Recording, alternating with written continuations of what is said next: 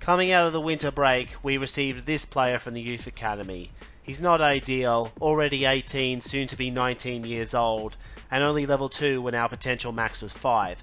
However, he is showing an inclination towards defense, which gives us a chance to take some short-term pain for long-term gain.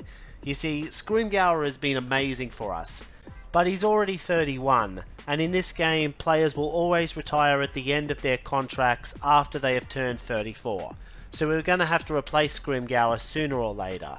Training up a new goalkeeper from 0 class is a very painful process, but if we consider our position on the league table and the quality of the opposition we're facing, it doesn't seem like a bad idea to write off the season, accept relegation, and take this chance to train up my long-term goalkeeper. In other news, I bought Chalk just now because I needed to bolster the team's defensive depth, especially since Goldsmith is 33 and will be leaving the club one way or another soon. First game of the episode against Walsall coming up. Okay, good. This guy who's horribly out of his depth does not have to make a save yet.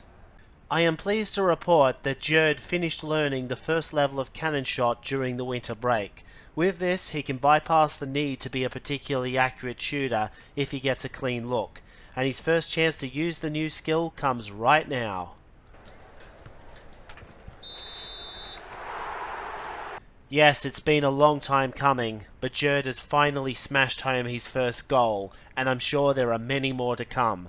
Meanwhile, Walsall are failing to get a shot through to our goalkeeper, so the 1-0 lead holds, although late in the half, Walsall now have a chance to get in behind the defence. He's gonna nutmeg, actually, wait, does he have, is that nutmeg? Yeah, I don't know why he didn't try it. The numbers look good on this corner kick for me to make it 2-0, but the numbers lie, and they spell disaster for us at sacrifice. Though seriously, they do spell disaster for us on Walsall's counter-attack.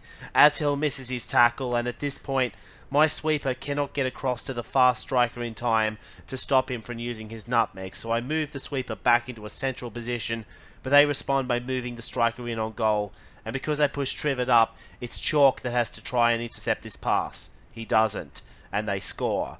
Still, this problem can be rectified with a somewhat fortunate result off our ensuing kickoff. Just like that, we have the lead again, and now we see Burl's long pass attempt fail, a crucial interception from Draco here, and equally crucial holding on to the ball, as now I can pass the ball to Jerd, and he's going to come away with a brace in this game. The only unfortunate moment was right at the end. Chalk gets injured for quite some time, which is going to scupper my plans of training up another defender for at least for a while, but we do win this game 3-1.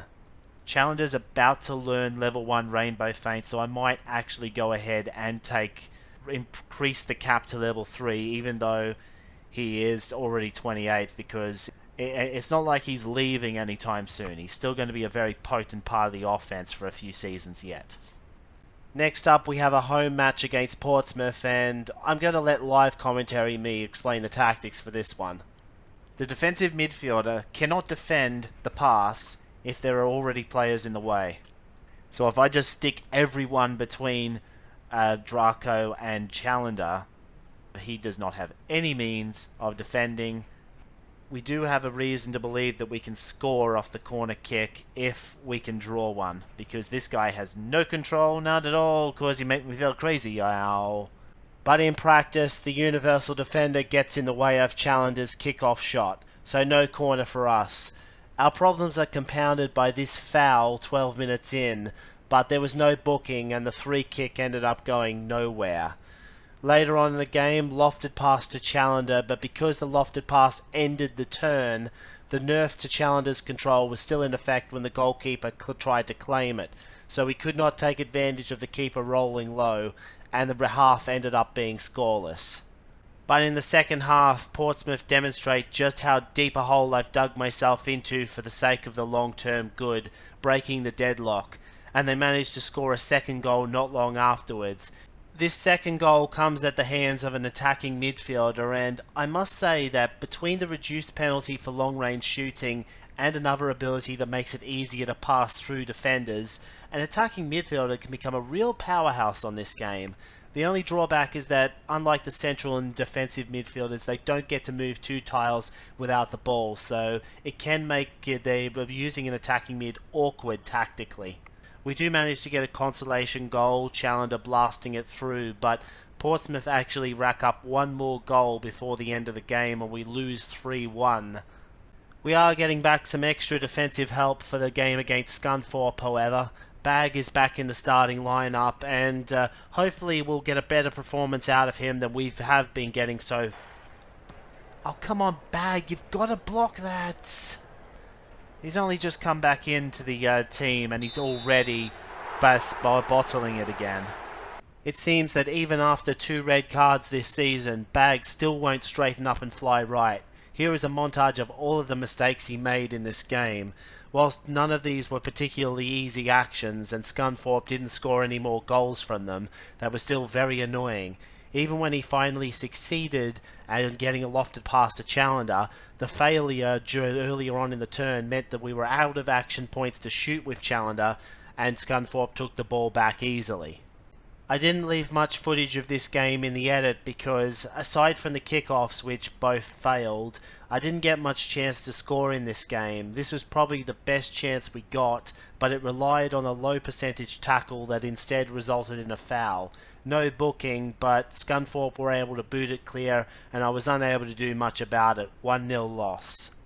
Aside from being outgunned in a lot of these matches, one of my big managerial challenges right now is that I want to gain specialization levels on a lot of my players, but can only field so many of them on the pitch at any one time. I'm having to juggle them all around. Anyway, next game against Gillingham, first shot of the game goes out for a corner, which would normally be good news because of Trivet. However, left Draco on the bench, which means Delbridge has to take the corner, and he's probably going to spoon it.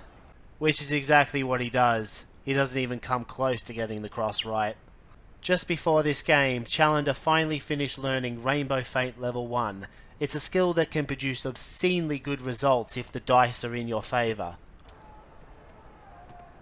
1 Mississippi. 2 Mississippi.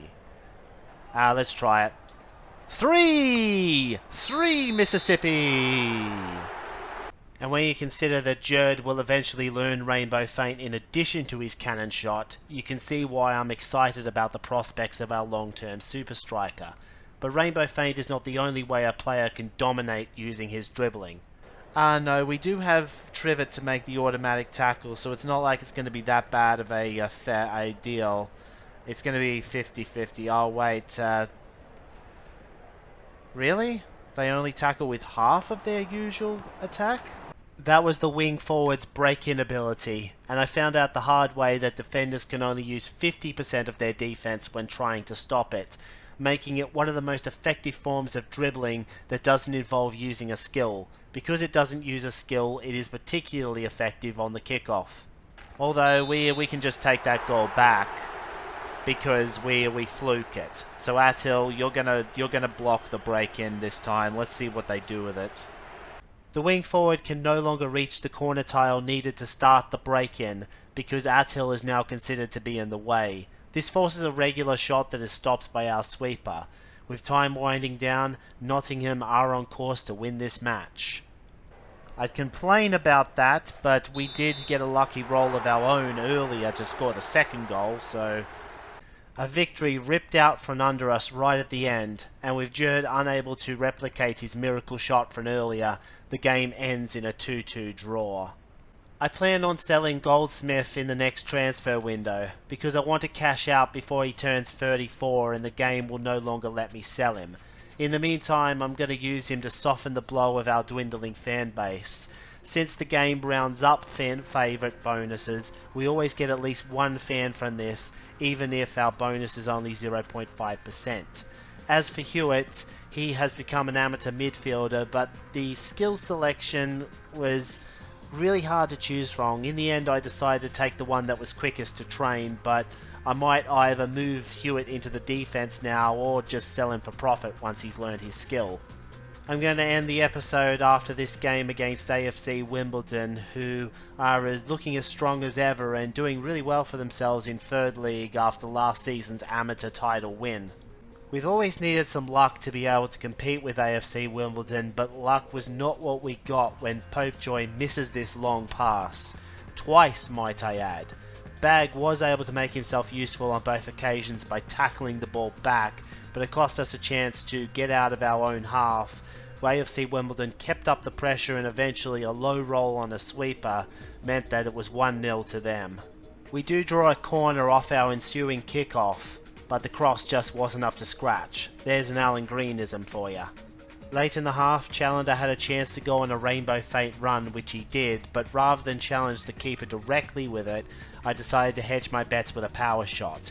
It wasn't a bad idea because since I did draw a corner out of it, but much like earlier in the episode, Trivet was unable to get his head onto the cross. We move ahead to the 76th minute then, and at this point I'm still 1 down, so I'm throwing caution to the wind. But when you throw caution to the wind, the resulting counter-attack can be very brutal, and they score their second goal of the game. Jerd manages to win us one more corner kick at the end of the game, which isn't going to change the outcome at all, but does provide a somewhat humorous moment. Oh, Jerd might get his head. Oh, eat an entire ass. Wait, that went in the goal. That went in the goal game. But unfortunately, animation errors do not count as goals. As we end the episode and have another look at the league table, I see Rotherham struggling and think, did I give up on the season too early? In hindsight, maybe I should have kept Scrimgeour in goal. I just hope that this decision doesn't come back to haunt me if and when we drop back down to amateur.